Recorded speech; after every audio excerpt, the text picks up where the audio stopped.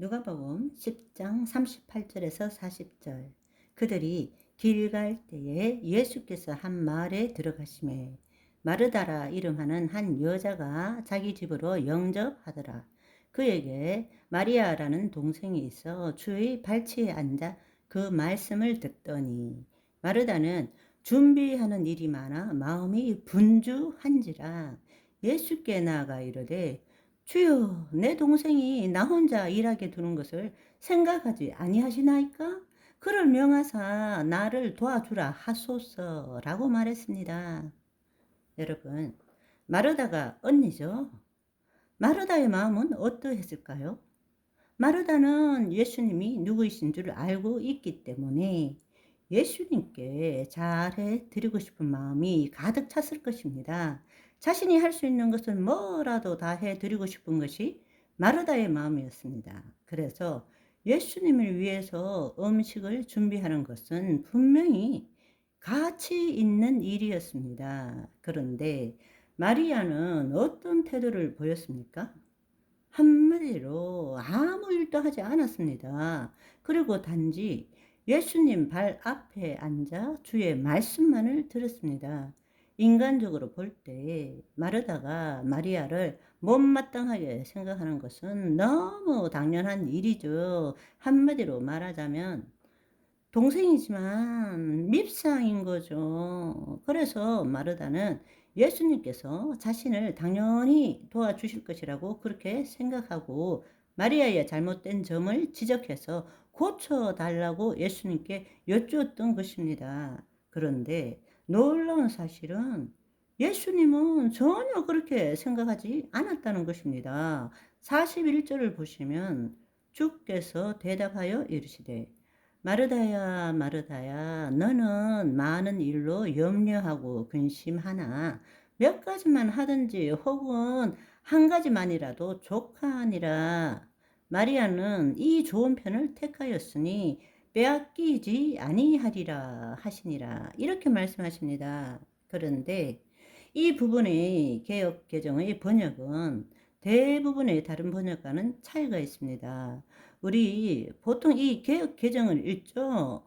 대부분의 교회에서 선택해서 보는 성경인데 이 개역 개정의 번역은 예수님이 말씀하신 내용을 온전히 옮기지 못하고 있습니다.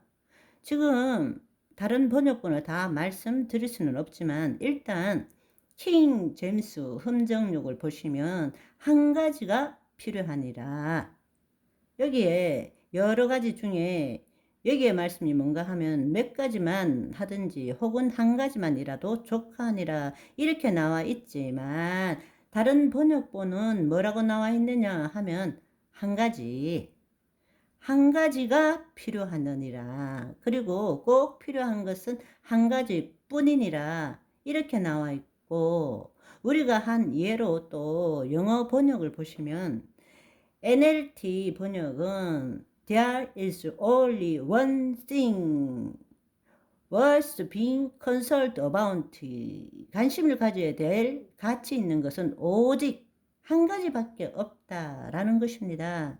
그런데 우리 번역, 개역, 개정 번역을 보면 몇 가지를 하든지 아니면 한 가지를 하든지 이렇게 나와 있는데 사실은 그 말이 아니라 There is only one thing, 가치가 있는, 우리가 관심을 가져야 할 가치 있는 일은 하나밖에 없다라는 것입니다. 아멘.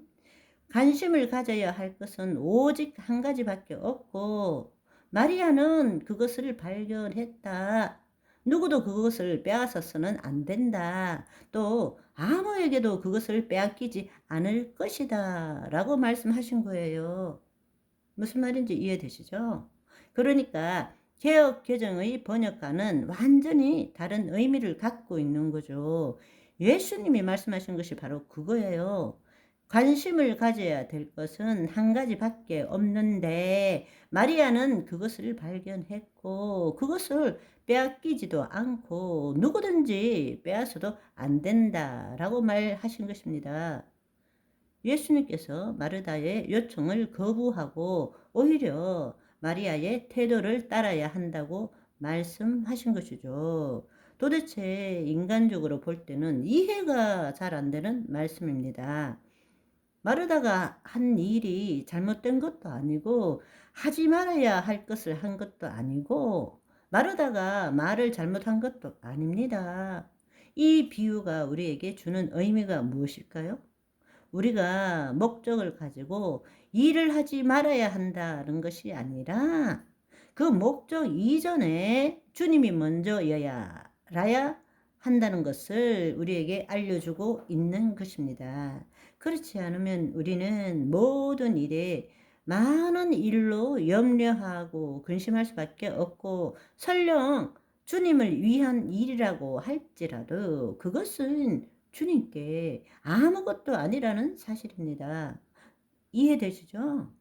마르다는 지금 주님을 위해서 일한 거예요. 그렇지만 내적 소명 없이 외적 소명을 추구하게 되면 그것은 주님께서 아무것도 아니라고 말씀하시는 거예요.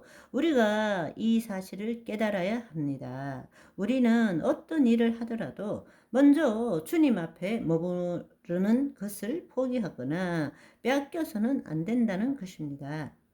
일을 하지 말라는 뜻이 아닙니다. 먼저 주님 앞에 나와서 그분의 영광 안에서 말씀을 들을 때, 즉 그 말씀이 내 생각이 되고 내 감정이 될 때 비로소 우리가 행하는 모든 일에 가치가 있게 된다라는 이야기입니다. 아멘. 이것을 우리가 이제 두 번째 관점인 예수님의 천상사역의 관점에서 다시 한번 봐야 되는데, 그러면 또 길어지니까 오늘은 여기까지. 바이바이.